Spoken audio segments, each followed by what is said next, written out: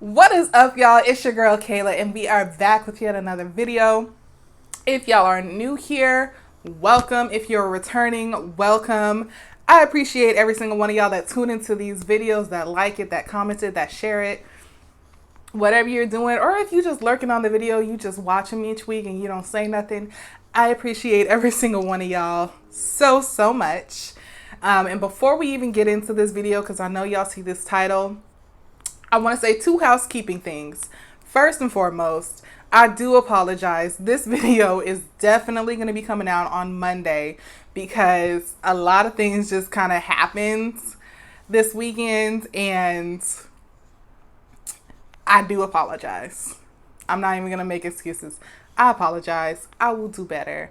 I was really excited that I was going to have this whole, streak. I was like, oh, I can do a whole first year of posting on Sundays and not missing a Sunday and blah, blah, blah. And then it happened. So I knew it was going to happen, but it is what it is. So I do apologize for that, and I will do better. Second of all, I know this week I was planning on having fresh content coming out on Wednesdays or Thursdays, but responsibly speaking, I know that there are a lot of videos that have poor sound quality and they have great content in them, and it just doesn't seem responsible to me to go through and start off with, introducing additional content, new content, while I still have information on my channel that people are not getting because the sound quality just is not there. So what I'm doing right now is going through my videos and marking the ones that have poor sound quality and getting their content so I can reshoot it. And if there's new information, I'm definitely just going to go ahead and start adding those in there as well, because I've learned a lot along the way from, personal experience, research, and also y'all's feedback. So I'm going to be re-uploading those as well midweek, just so that people can get that information, because it's still valid, it's still relevant, it's still important. So I wanted to do that first, and then I am going to put an indicator in that title so that you know that they are reshoots, so that, if you've already seen those videos and you've got all the information from it, you don't want to watch it again, you know that this one is a reshoot. And then when new content comes out, I'm not going to have those indicators in the title, so you'll know. It'll say something about like re-upload or better audio, something like that.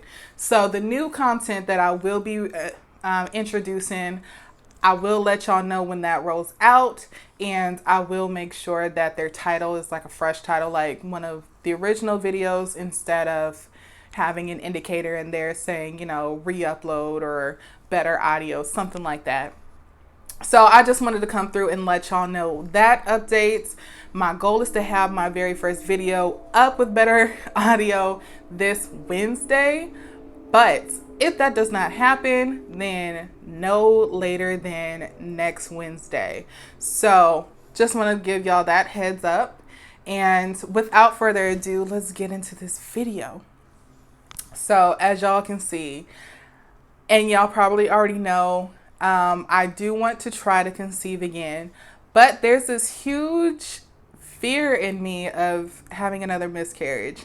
And it's so much so that even though I have a list of pros and cons, and the fear of miscarrying again is the only con, I'm still not able to get past that. So I find myself where this is the window where I was going to be trying again. I find myself pushing off my IUI and pushing it off again because I'm just so afraid of that happening again. And I'm I wanted to bring it up to y'all because I realized I'm not the only person who's dealing with that. I'm not the only person who has dealt with it. And unfortunately, I'm not going to be the only person in the future.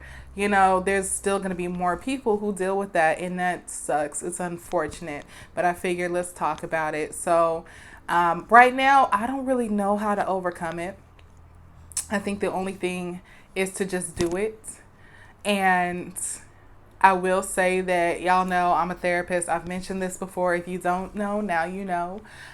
One of the things that I am grateful for is that therapists have therapists.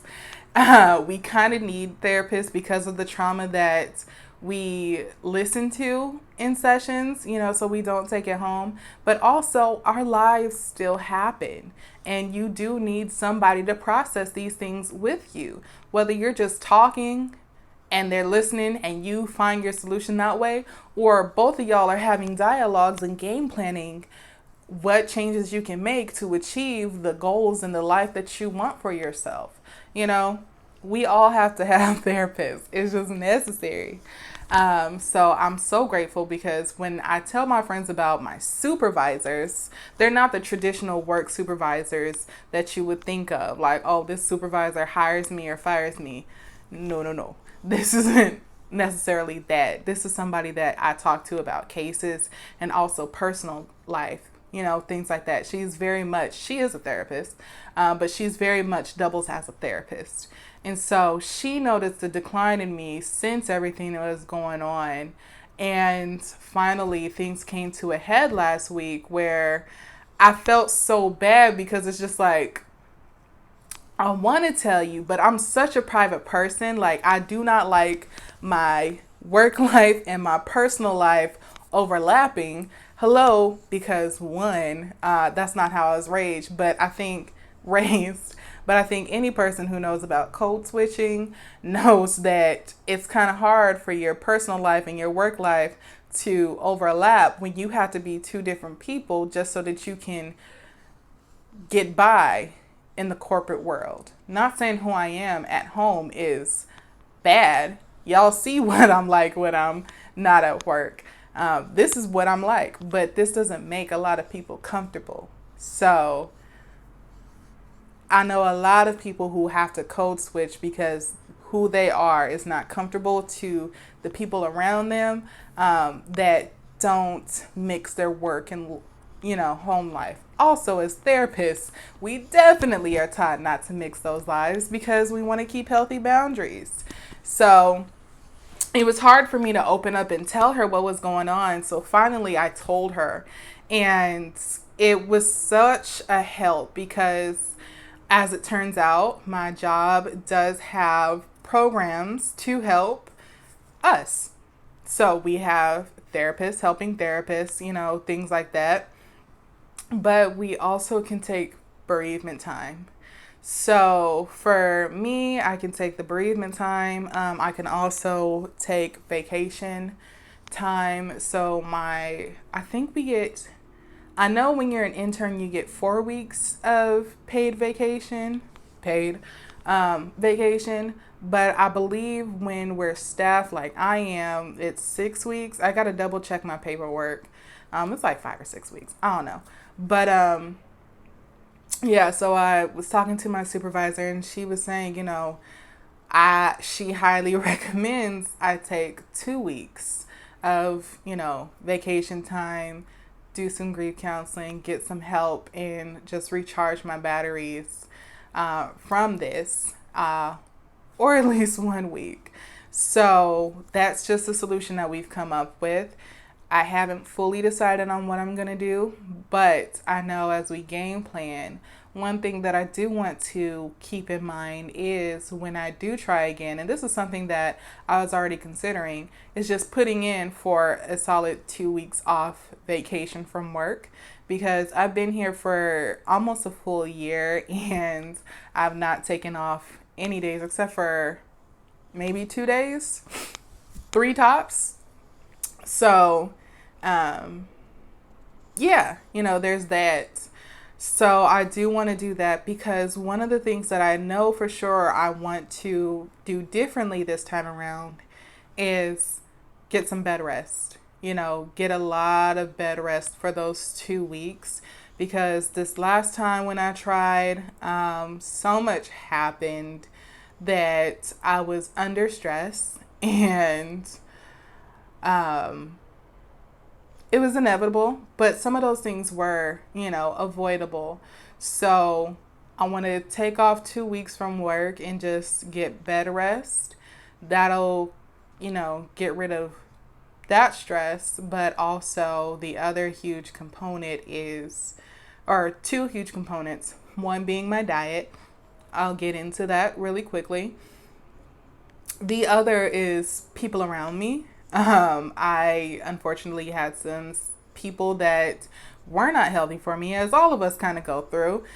We meet new people and we find that they're not healthy for you. And so I had some people that were always trying to bring drama towards me, and they love fighting with the people around them, and unfortunately that's not healthy. And I hate that it took me losing my child for them to realize that you don't stress somebody out when they're pregnant. Unfortunately for them, I'm not taking that risk again. So I have cut off darn near everybody, and I'm just kind of doing that and sorting through. And anybody else that brings me stress, they're going to be gone in the next week or two at the latest.